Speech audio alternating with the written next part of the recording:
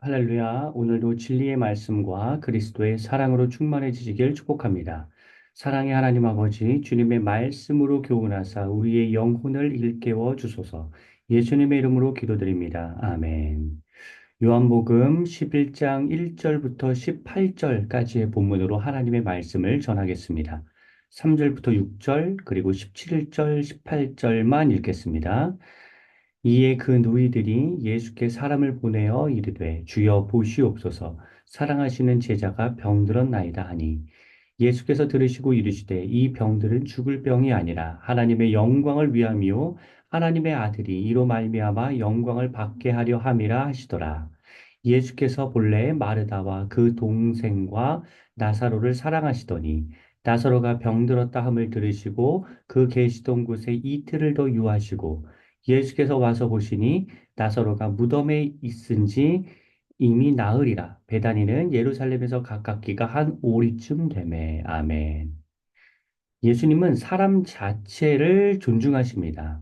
사람을 수단으로 대하지 않으십니다. 사람을 이용하지 않으십니다.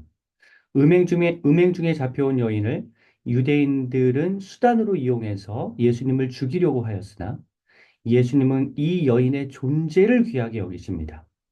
이러한 예수님의 성품으로 오늘 나사로 이야기도 접근해야 합니다. 두 가지의 오해가 있을 수 있는데 이 오해를 푸는 방식으로 말씀을 나누어 나사로를 향한 예수님의 사랑이 얼마나 진실되었는지를 한번 살펴보고자 합니다. 첫째, 예수님은 부활의 예표로 삼기 위해서 나사로가 죽기까지 기다리신 후에 나사로에게 가셨다는 오해입니다. 왜냐하면 나사로의 죽음 소식을 듣고 바로 가지 않으시고 이틀을 더 계시던 곳에 유하시다가 가십니다. 바로 가지 않으신 것은 나사로가 죽어야 부활의 기적을 행하시기 때문이다 라고 생각하실 수 있습니다. 하지만 저는 예수님의 평소 성품을 고려했을 때 결과론적으로는 부활 예표의 사건이 되었으나 그것을 위해서 나사로를 이용하셨다고 보기는 어렵습니다.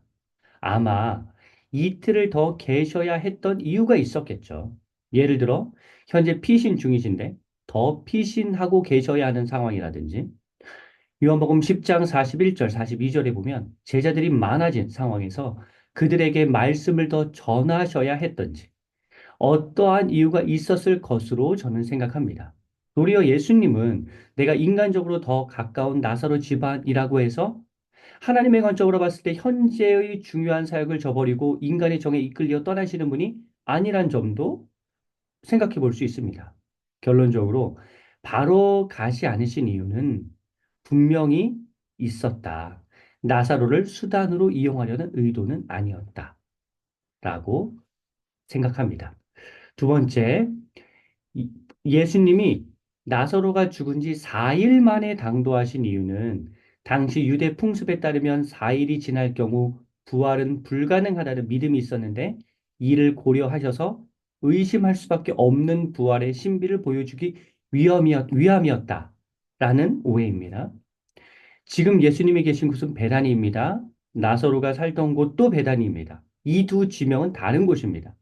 예수님이 현재 피신하신 장소는 요단 동편의 베단입니다. 나사로가 살던 곳은 요단 서편에 있는 예루살렘에 가까운 베단입니다.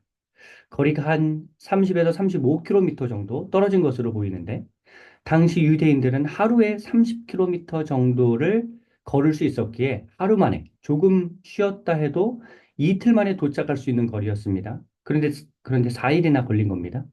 저는 이것도 당시의 풍습을 고려해서 그런 것이 아니라고 생각합니다.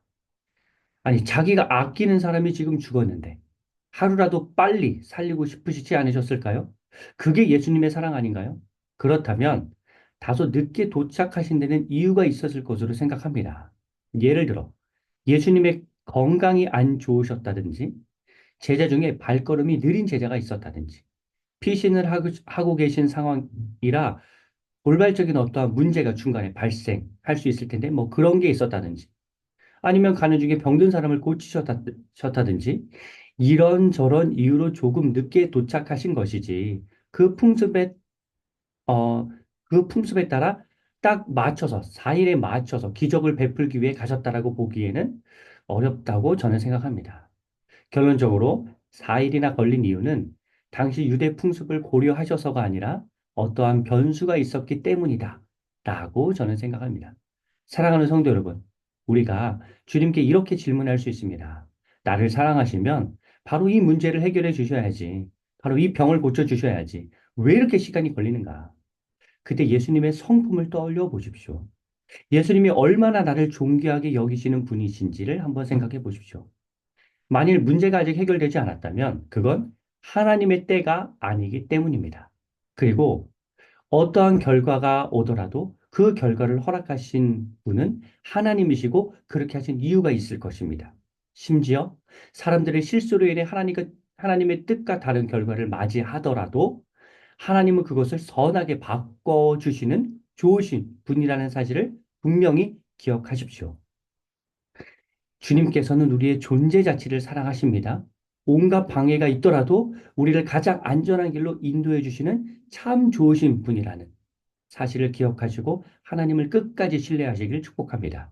추가로 4절에 나오는 하나님께 영광이라는 표현은 나사로의 사건처럼 꼭 낫는다는 의미가 아닙니다.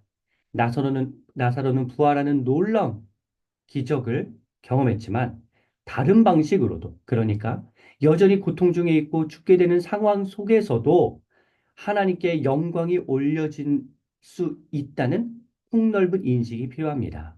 그렇다면 우리가 구해야 할 것은 무엇인가요? 그것은 나의 삶이 어떻게 되든 그것을 통해 하나님께 영광이 되기를 소망한다고 기도해야 합니다. 기도하겠습니다.